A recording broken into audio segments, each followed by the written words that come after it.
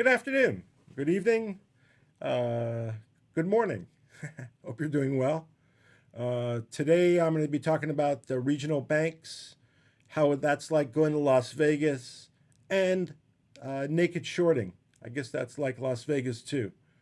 But before I start, and this is my 50th video since I started my channel in, I think, very late February. So hooray for 50 videos.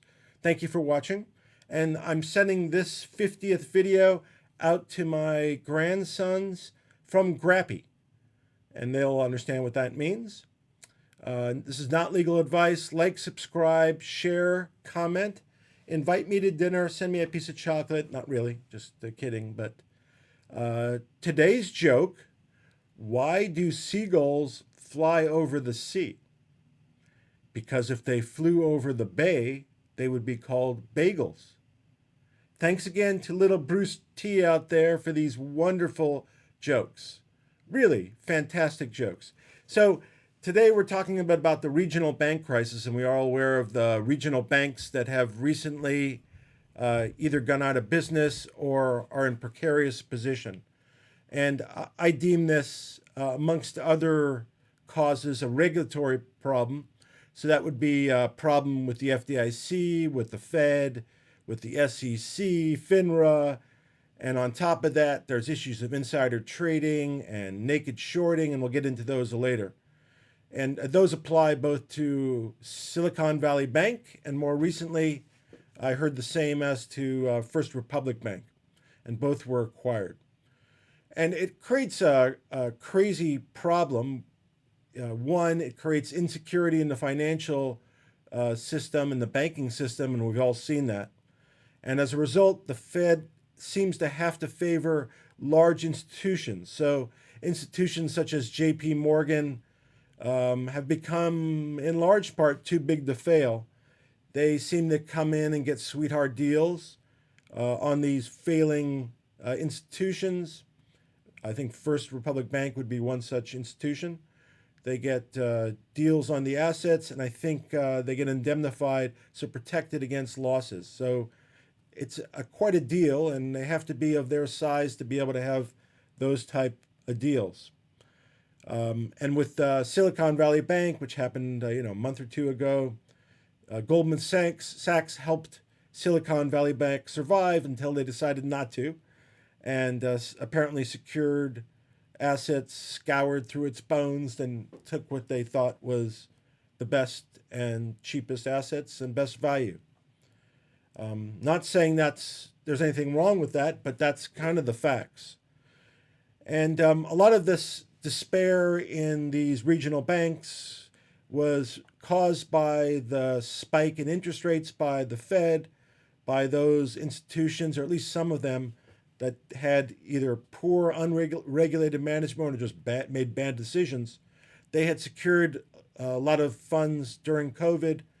They deposited or found sources to deposit those funds in institutions or using instruments that had long duration and were at a low value. There was a sudden rise in interest rates, and they were stuck upside down and without sufficient capital, to be honest, because they couldn't get access to that long-term capital or had to take losses on that long-term capital. At the same time, a lot of them suffered drops in depositor receipts. And then there were other times when there was bad news that there were runs on the bank. So all those were going on at the same time. Additionally, on top of that, and I think this happened early on, is the Fed or the Treasury seemed to suggest that only certain institutions would be protected. And those were the large institutions. And even though the government so far has guaranteed all depositor deposits, and they've all been covered, at least to date, is my understanding. There is a concern by the public, or there seems to be a concern by the public, that those assets will be protected, and there's been a run to the larger banks, which has kind of self-perpetuated the problem with the regional banks, and so on and so on. So it really would help, I believe, if the government's going to back all deposits anyway, it is to back them, so the regional banks don't continue to lose capital and grow in a more precarious position. So that's one problem.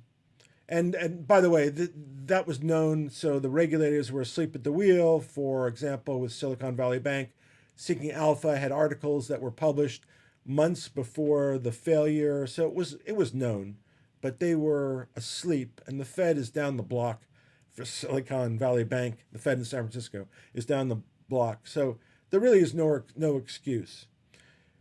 So that's one problem. Where are the regulators? Where are the feds? Don't they regulate these institutions?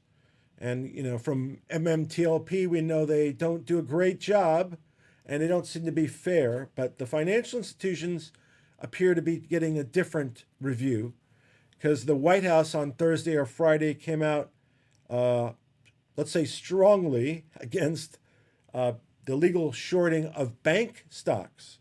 And they were referring specifically to the regional banks and implying that that created a financial risk to the country. And if they created a financial risk to the country, you can only imagine what happened to, or what is ongoing happening to MMTLP, AMC, GME, Mullen, Junius, and etc., GTII, all those companies, even Tesla in the past, all, and all the claims that the shareholders of those companies have been asserting about that their companies and securities have been illegally shorted has now been embraced by the White House out of necessity. And we all know, and just as a recap, the naked shorting or the shorting of companies, if it's legitimate shorting, that's fine. The problem we have is the naked shorting, or the shorting creating counterfeit shares. So there are no shares that are being shorted, no legitimate shares, no intention to cover those transactions. And they are especially at risk for companies that are in precarious financial condition, or companies that take a long time to raise capital. So right now it's the regional banks because it'll run on capital. MMTLP and Mullen and others, for example, GNUS, GTII, those also have been attacked because capital is low. And it happens a lot in biotechs, which will eventually result or could result in life-saving applications, but they require a lot of testing and a lot of capital. So it takes a lot of time to get to that stage. They're at-risk capital. They may be shorted. That makes it harder for them to raise capital, which causes more shorting, and a lot of them go out of business. And so it's very profitable to short some of these companies, but ethically speaking, maybe not so much. So the White House now has taken on, apparently, the issue of naked shorting.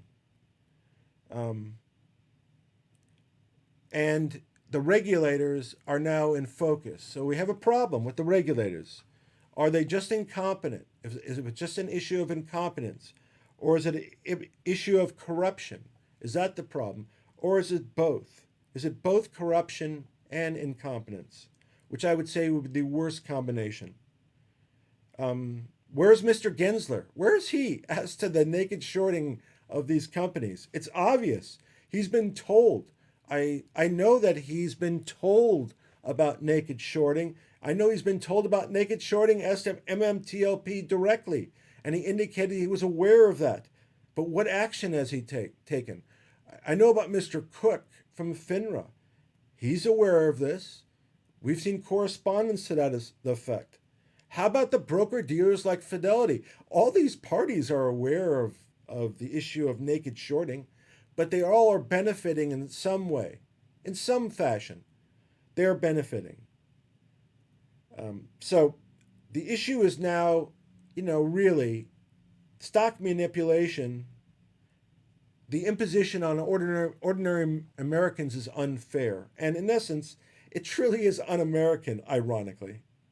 And as we now see with the regional banks and the bank failures, it creates not only a financial security risk, but a national security risk following from same. And really puts pressure on the existence of the republic.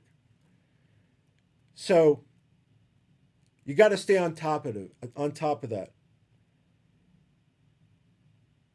It appears that in addition to just the issues about poor management, the high interest rates, naked shorting, on top of that, the executives of these institutions also appear to be engaging in insider trading.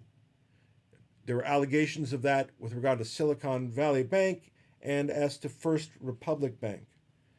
And the bottom line is, as to this and all the misconduct that has occurred, to the extent there is conduct that knowingly permits naked shorting for whatever reason, for illegal insider trading, for conspiracy to permit those to occur.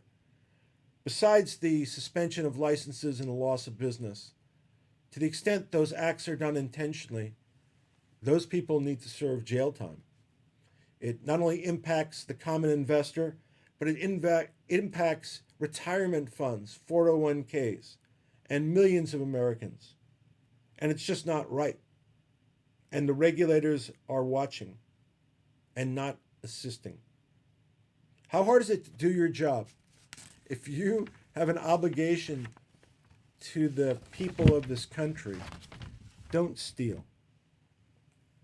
To all of you out there, if you've been impacted by naked shorting, the regional bank collapse, or other regulatory issues not handled by regulators or worsened by them, reach out to your representatives. Complain regularly and hard. Complain to your banks. I know that if I'm dealing with a company, even if I love them, if they do something against my interests, I am reluctant to do the business with them in the future, even if it's my favorite deli. And they know who I'm talking about. The White House seems open to the issue of naked shorting. So reach out to them and reach out to the White House and demand that they request the blue sheets.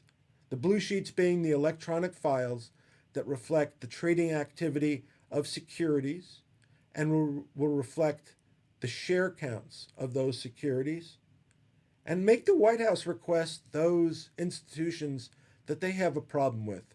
Let's see if there's really a problem with naked shorting. If there's not, then I'm be glad to hear that. But if we understand and we find that there is a problem and there's theft being ongoing and it's impacting the lives and financial security of everyday Americans, it's got to stop. So have a great weekend. Take care. More later.